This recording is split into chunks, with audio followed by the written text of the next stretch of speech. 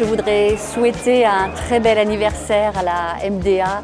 Je voudrais bien sûr me remémorer cette très belle rencontre avec les membres du CHIP et avec Delphine Rideau, la directrice de la MDA.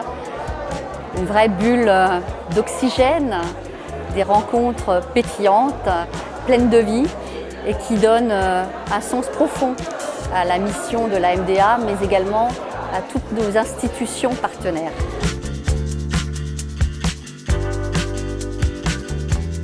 Beaucoup d'émotions pour ces 10 ans. Notre maison des ados devient adolescent. Le chemin était long, ce n'était pas gagné d'avance. On a plus de 1200 jeunes qui sont accueillis chaque année, donc 800 nouveaux.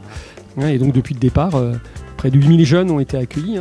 C'est 32 professionnels différents dans des champs autant sanitaires que social, juridiques, d'accompagnement. Bien sûr, Virage, en 2017, a permis d'avoir aussi ce retentissement sur le Grand Est. Pour ne pas parler que des 10 ans passés, mais aussi du futur. Brick École, c'est un dispositif qui va démarrer à cette rentrée, qui a pour but, pour des élèves anxieux, collégiens ou lycéens, de pouvoir bénéficier d'un autre type de prise en charge, plus alternatif, pour pouvoir petit à petit reprendre confiance en eux et pouvoir retourner au collège, au lycée. L'ARS est un des financeurs, mais pas le seul, de l'activité de la maison des adolescents.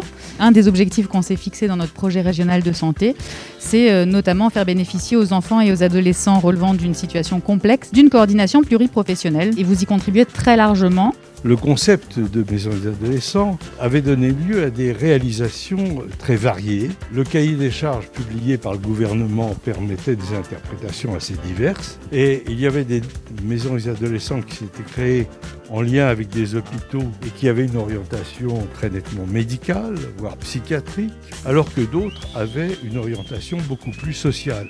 Alors les conduites à risque, c'est celles surtout qui nous intéressent, puisque les maisons des ados sont des formes de prévention, d'accompagnement, de soutien. Dans le courant des années 90 émerge cette multiplication des conduites à risque, du mal de vivre adolescent, pour le dire autrement, et qui ne cesse de s'accentuer de toute façon. La plus grande fierté à la MDA, c'est d'avoir pu raconter des conneries en fait, sans me faire interner, sans perdre mon crédit par ailleurs. D'avoir redonné une parole à des parents qui n'en avaient plus beaucoup, et notamment des parents, des mamans de jeunes qui sont condamnés ou décédés pour des raisons liées au terrorisme.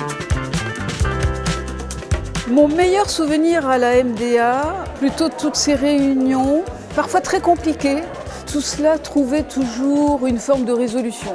Meilleur souvenir, peut-être aujourd'hui, parce que fêter les 10 ans de la Maison des Ados, c'était pas prévu au départ.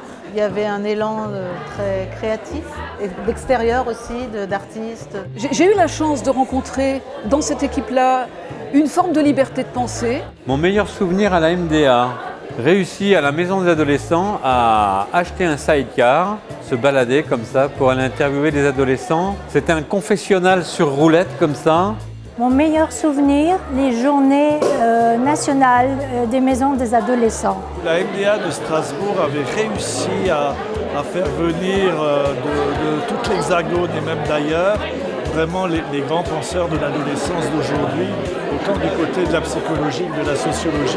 Si la MDA était un groupe, une chanson ou un film, c'est un livre qui me vient tous ensemble. Je crois que c'est vraiment ce qui représente la Maison des Ados, c'est quelque chose d'hyper collectif, en équipe, en réseau, et c'est ça qui est porteur. La 7e compagnie, il y a beaucoup d'humour, de joie et d'implication et de solidarité. Alors un groupe, j'aurais dit le Big Bazar. C'est la première image qui me vient comme ça, quelque chose avec du mouvement et de la couleur en fait.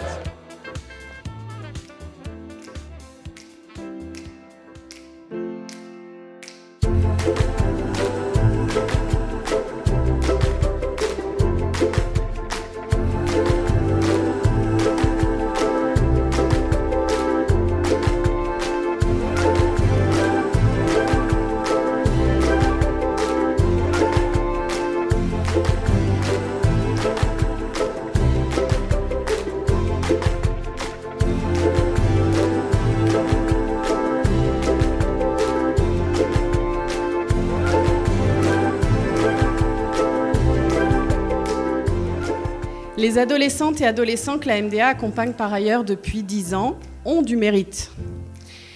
Certains d'ailleurs sont présents. L'équipe que j'ai l'honneur de diriger depuis 10 ans accueille les émois et les blessures de ces adolescents. Les professionnels de l'équipe, au féminin et au masculin, écoutent et accompagnent ces histoires difficiles qui reflètent trop souvent la violence de notre société. Ils ou elles sont tristes, radicaux, délinquants, addicts, dépressifs, français, étrangers, réguliers ou pas, mais surtout humains, beaux et belles, inspirantes et inspirants, artistes, originaux et originales, et nous enseignent comment agir pour elles et eux, mais surtout avec elles et eux, pour de plus grands nombres. On est tous là pour une raison personnelle. À l'école, on se sent pas dans notre peau, on se sent mal à l'aise, on subit des fois des harcèlements. Et au moins ici, on ne se fait pas harceler parce qu'on est les plus petits. Ça aide des jeunes et des petits à se sentir mieux dans leur peau, juste à parler de ses problèmes et d'être sûr que ça sera bien secret.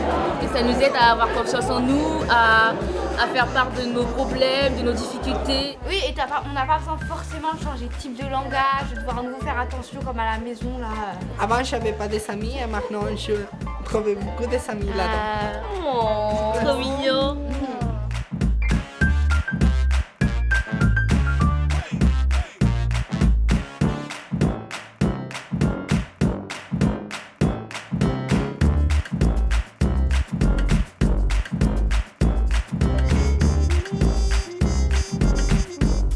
Pour ses 10 ans et l'entrée précoce dans la puberté, que dites-vous à la MDA? Bah t'es dans la merde, ma pauvre. Hein. Il me semble qu'elle va avoir une adolescence heureuse. C'est rare, hein, une adolescence heureuse. Qu'elle profite beaucoup de son adolescence et de tout ce que la puberté offre, de possible et non pas d'interdit.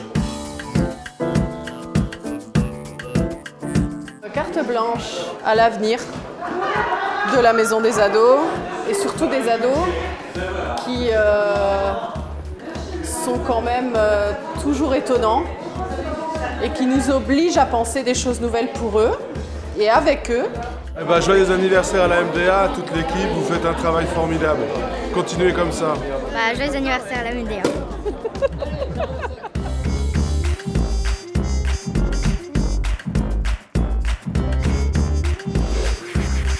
Anecdote qui me revient en tête régulièrement et qui me fait sourire. C'est peut-être quand on s'est retrouvé à l'école de gendarmerie de Chaumont. On s'est retrouvé entouré de gendarmes qui faisaient des pompes autour de nous. C'était une conférence super sympa, mais au demeurant, le contexte était un peu particulier. On avait pris un train qui arrivait tard à Soissons. On était à pied avec nos bagages et du coup on a pris le premier hôtel, l'hôtel de la gare, et on s'est retrouvé dans des conditions compliquées, on va dire, à discuter avec des mineurs isolés qui étaient hébergés dans cet hôtel. Et on s'est retrouvé à faire notre pratique presque de praticiens, de professionnels de l'adolescence, mais à un endroit qu'on n'avait pas du tout imaginé. Ça, c'était assez folklorique, une belle expérience avec Delphine.